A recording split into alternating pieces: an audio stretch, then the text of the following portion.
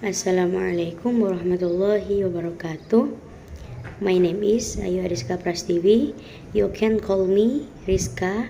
I'm a student of English department.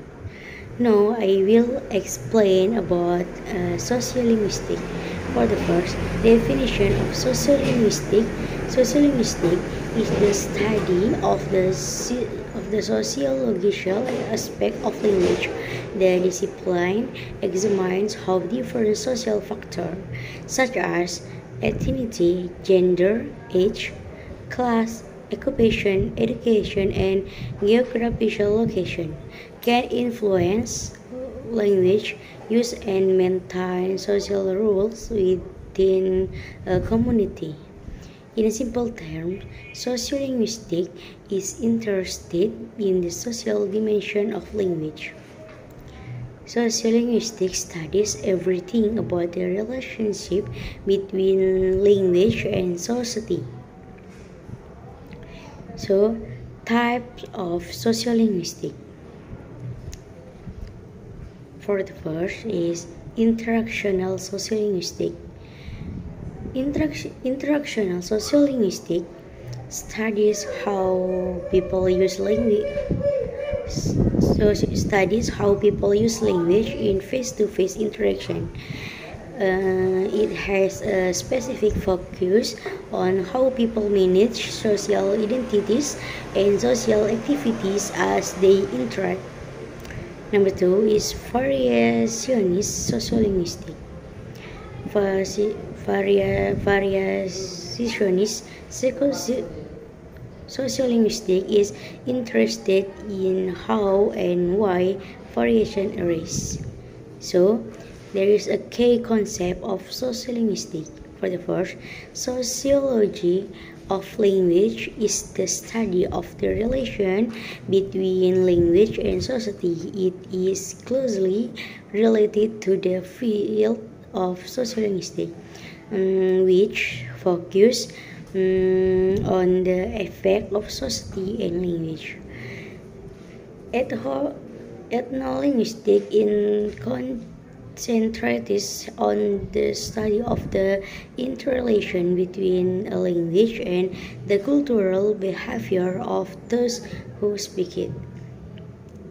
3.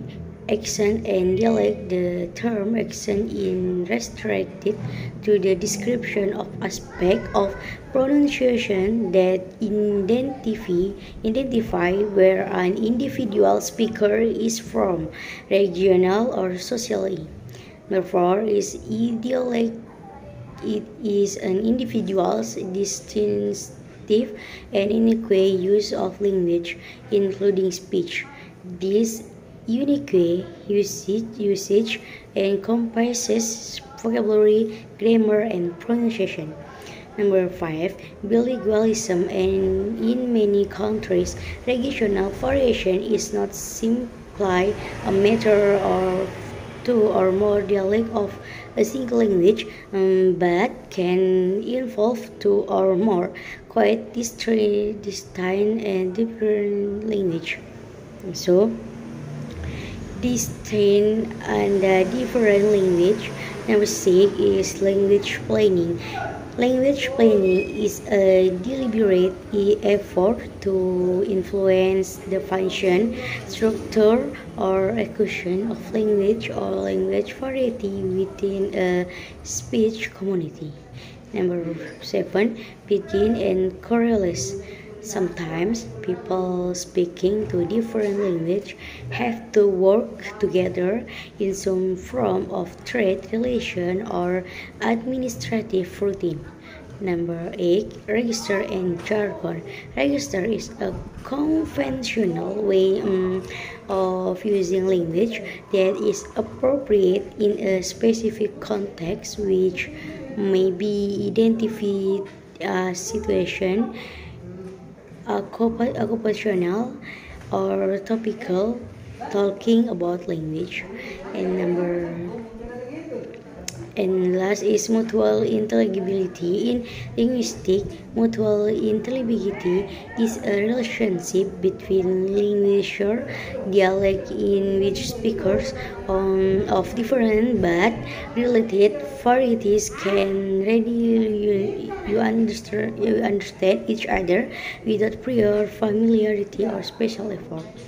Also, factor effective sociolinguistic. Number one is geographical location.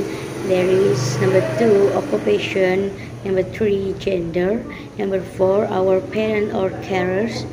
Number five age. Number six socioeconomic status, class, and education level. Number seven ethnicity. Also, there is the nature and the scope of sociolinguistics. Sociolinguistic is a link between linguistic and social scientists.